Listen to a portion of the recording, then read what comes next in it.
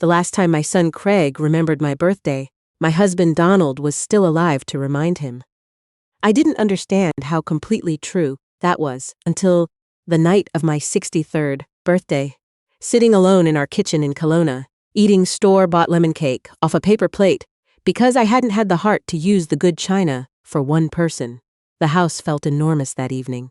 Donald had been gone 2 years, and I still hadn't learned how to fill all that quiet. I'd waited all day. Not by the phone, not obviously. I'm not that kind of woman. But I noticed every hour passed the way you notice weather changing. The morning going by, then the afternoon, then dinner, then the light turning gold over the Okanagan Hills outside the window. I noticed all of it, and Craig didn't call.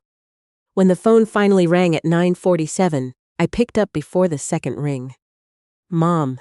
His voice was easy, casual, the voice of a man who had no idea what day it was. Craig. I waited. Hey, quick question, he said. About the cabin.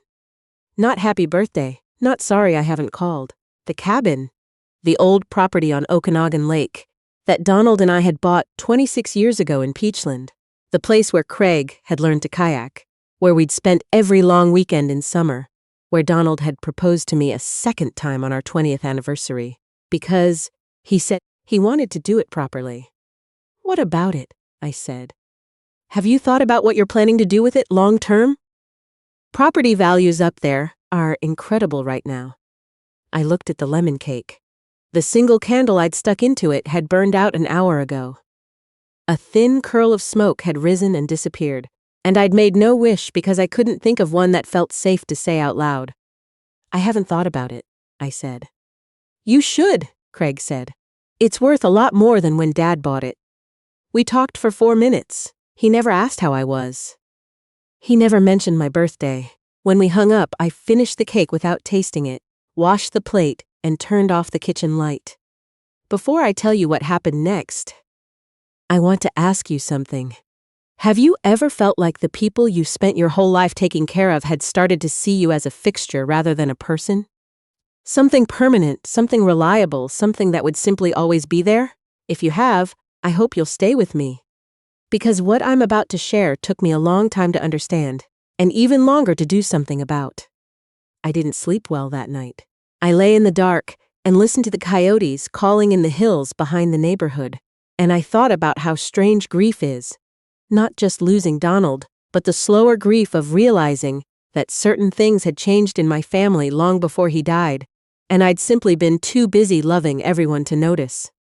The next morning I stood at the kitchen window with my coffee and watched the magpies in the backyard. Donald used to feed them black oil sunflower seeds in a red feeder he'd hung from the cherry tree. I still kept it, full. Old habit, or maybe something else. This wasn't the first birthday Craig had forgotten. The year after Donald passed, I'd told myself grief does strange things to people. The year after that, I told myself Craig was under pressure at work, that Shauna had been having health troubles, that there were good reasons. I had reasons for him the way some people have excuses. I collected them carefully and used them like patches over the places that hurt. This time I had run out of patches. Around 10 in the morning, my phone lit up with a text. My heart moved before my eyes did. It was my granddaughter, Phoebe, Craig's daughter, 19 and in her first year at UBC in Vancouver. Grandma, happy belated birthday. I'm so sorry. I wanted to call yesterday. A pause between messages, then, something stopped me. I'm sorry. I read it twice. There was something careful in those words, something held back. I called her immediately. She answered on the first ring, which told me she'd been waiting. Grandma, her voice was small. Hi, sweetheart. Thank you for remembering. I should have called yesterday. A silence. I wanted to. You said something stopped you. Another silence, longer. Then she said, How was your day? Which was not an answer, and the way she redirected told me she already knew exactly how my day had been. We talked for a while, about university, about her courses, about the rain in Vancouver, warm and genuine, the way only Phoebe's conversations ever were. When we hung up, I sat with the phone in my hands and turned it over slowly. The only person who had remembered my birthday was Phoebe. She hadn't even been told to. That realization stayed with me through the rest of the week. I started doing something I hadn't done in years, paying attention. Not in an angry way. Not even a hurt way, exactly. I just stopped filling in the silences on Craig's behalf. I stopped inventing reasons for why he did things and started simply watching what he actually did. The pattern was not subtle, once I let myself see it. Every conversation that month circled back, one way or another, to money or property. The cabin. My retirement savings. Whether I'd updated my will since Donald passed. Whether I'd thought about eventually downsizing the Kelowna house. He threaded these questions through ordinary conversation the way you thread a wire through a wall. Slowly, quietly. Until suddenly you realize the current is already running. One Saturday, Craig called to say he and Shauna were driving up from Penticton, and would I mind if they stopped in for lunch? Of course I didn't mind. I made salmon chowder from scratch, baked bread, set the table properly. Old habits! They arrived at noon, my daughter-in-law Shauna, carrying a box of macarons from a bakery in Penticton. The first half hour was easy enough. The drive up, the smoke in the hills east of town, a new restaurant Craig had tried. Then, right on schedule, Craig asked whether I'd had anyone out to look at the cabin lately. Not this year, I said. Properties along that stretch of Okanagan Lake are selling in 2 weeks, he said. Some going well over asking. That's nice. Shauna leaned forward slightly. Have you thought about what you'd want to happen to it eventually? Eventually. I'd noticed that word was doing a lot of work lately. Not really, I said. Craig nodded slowly, thoughtfully. The nod of someone who had been thinking about it quite a lot on his own. Then Shauna said something she probably didn't realize was revealing. We'd been talking about a woman in their neighborhood whose mother had recently moved into a care facility. Shauna shook her head sympathetically. Honestly, at a certain point, people just need less, she said. Simpler lives, less to manage. She glanced toward the window facing the backyard, where Donald's old woodpile still stood under its blue tarp. It's probably easier that way. The room went quiet. Craig looked at his chowder. I looked at Shauna. She didn't seem to realize what she'd said or what it had revealed. She simply believed it, that at some point a woman my age stops needing things. Stops needing space, or beauty, or money, or a future worth planning for. In her version of my story, I was preparing to disappear. I was 63 years old. I had run a pediatric ward for 11 years. I still hiked the trails behind the city. I had plans. Real plans. The kind I'd postponed through 35 years of nursing shifts and school pickups and making sure everyone else's needs came first. I smiled politely and refilled her tea. After they left, I stood on the front steps and watched Craig's car round the corner. The afternoon was still. A neighbor's sprinkler ticked slowly across its arc. I stood there until the sound of the engine faded entirely. Then I went inside and put on Donald's old fleece and walked out to the garage. I'd been meaning for 2 years to sort through the boxes out there. The files from his study he'd moved the spring before he got sick. I'd been avoiding it the way you avoid a conversation you're not ready to have. Most of it was exactly what I expected. Tax folders, appliance warranties, old statements. I worked through the boxes steadily, shredding what was outdated. Around 9 o'clock, I moved a stack of folded moving blankets and found a cedar box against the back wall. I didn't recognize it. Small, about the size of a shoebox with a simple latch. No lock. I lifted it onto the workbench.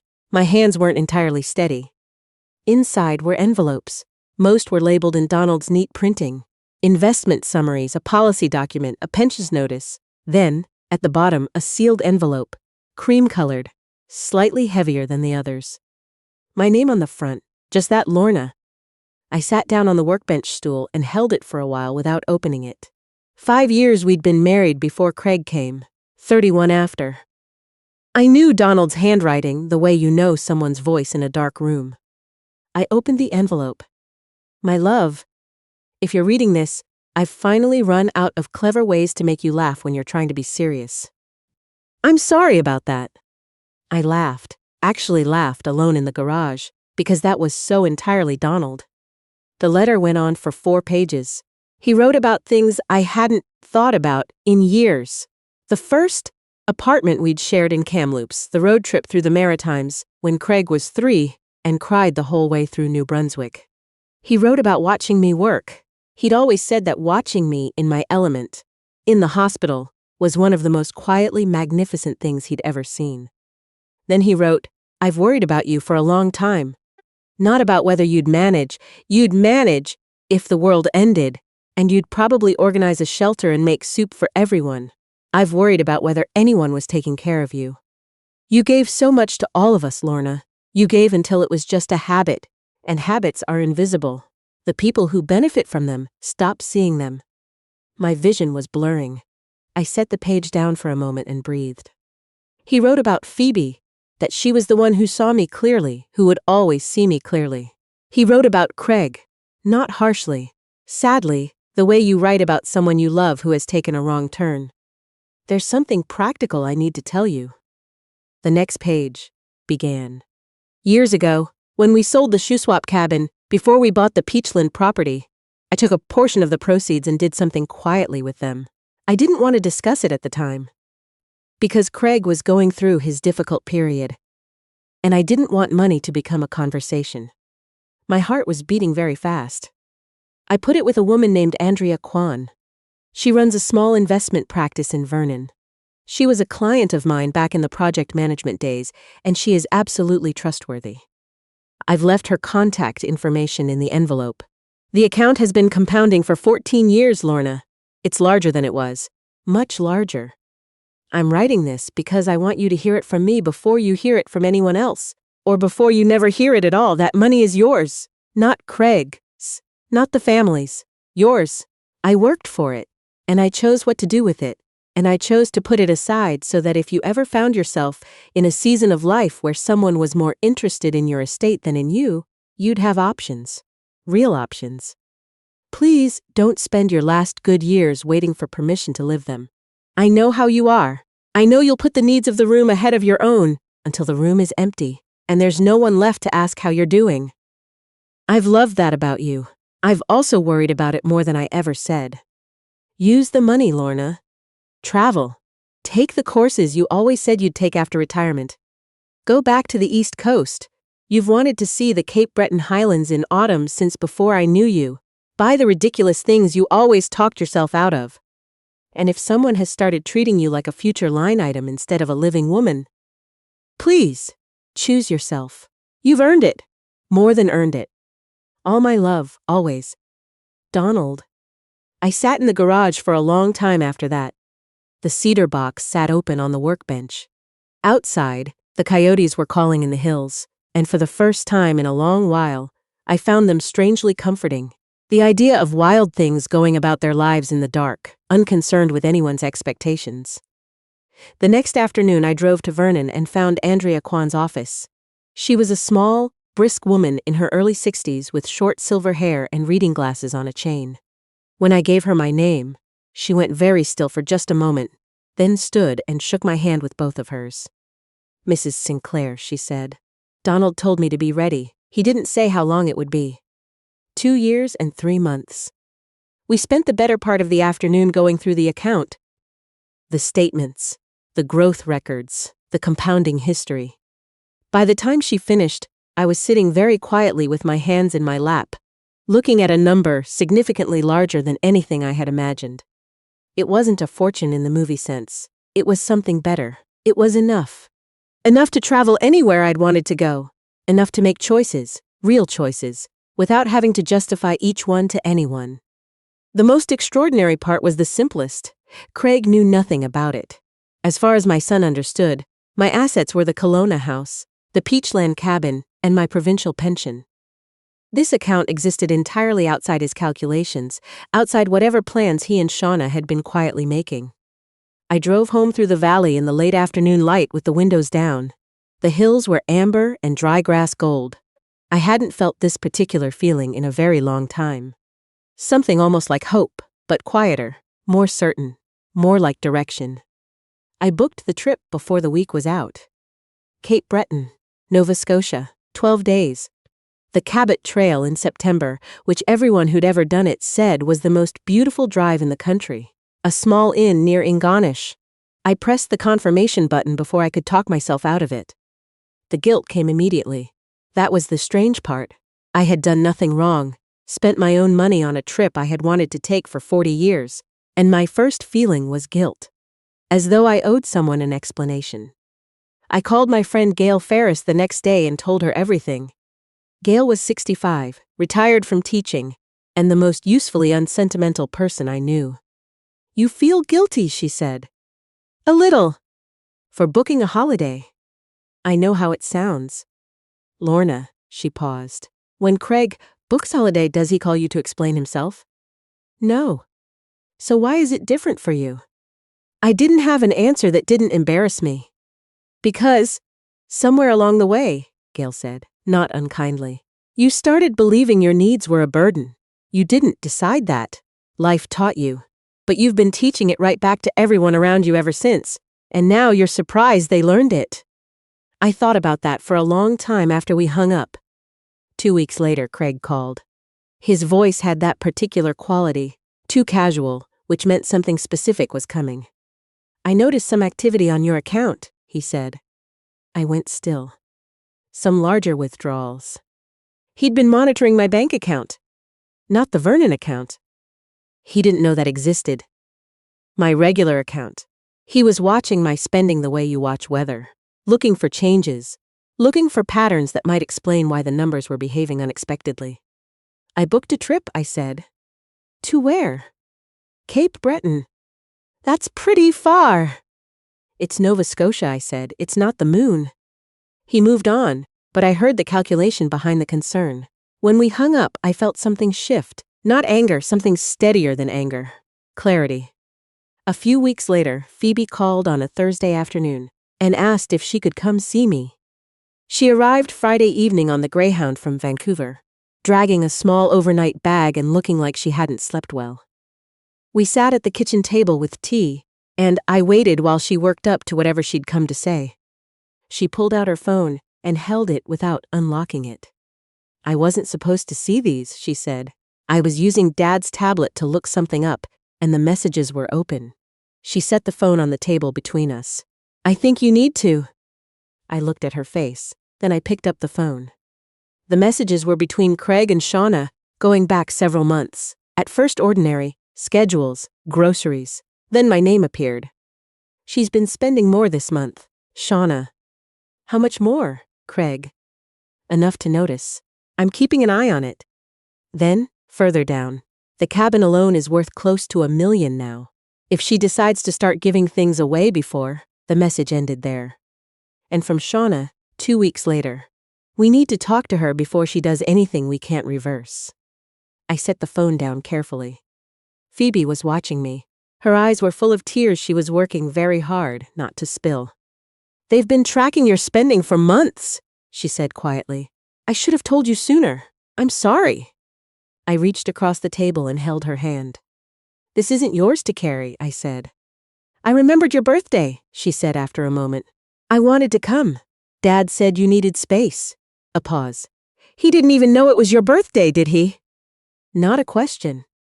We talked for 2 hours that night. About her studies, about her plans, about the things that mattered. When I walked her to the guest room, she stopped in the hallway and hugged me for a long time without saying anything. I held on and didn't count the seconds.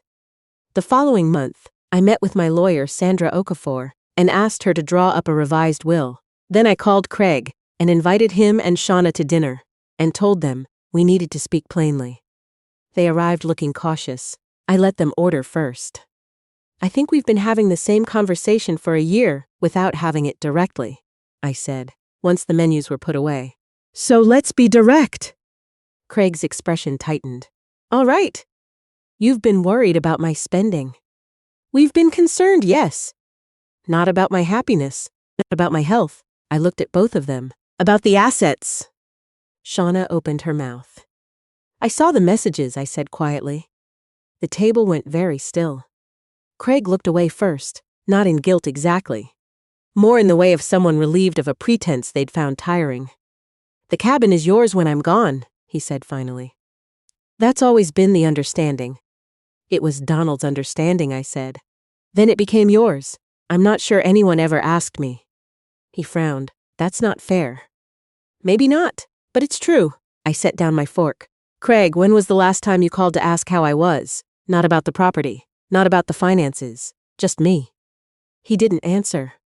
When was the last time you came to Kelowna just to spend time with me, without a conversation about what happens after I die? Shauna looked at the tablecloth. I kept my voice even. I'm 63. I'm healthy. I have plans for the next 20 years. Real plans. And somewhere along the way, you both started treating my future as though it were already over. I looked at my son, really looked at him, the way I hadn't in a long time. I don't blame you for wanting to know what's coming. That's human.